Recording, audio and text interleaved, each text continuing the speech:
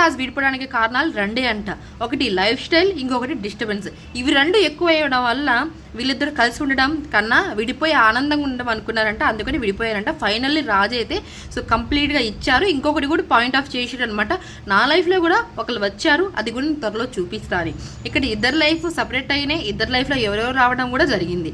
So ఇలా ఒకటి చెప్తున్నా గారికైనా అంకిత గారు ఒకటే చెప్పగలుగుతాను, మీకు డిస్టర్బెన్స్ వస్తుంది మేము పార్ట్నర్ వల్ల అంటే దానికి అసలు సొల్యూషన్ ఏంటని ఎత్తుక్కోవాలి. కానీ అలా అని సో డివోర్స్ చేసుకొని మళ్ళీ పెళ్లి చేసుకొని అది కూడా కరెక్ట్గా ఉంటుంది అనే గ్యారంటీ కూడా లేదు కదా రాజుగారి. మీకే మీ లైఫ్లో ఒక అమ్మాయి వస్తుంది, కామన్గా ఒక భార్యాభర్తల మధ్య డిస్టర్బెన్స్ వస్తూ ఉంటాయి.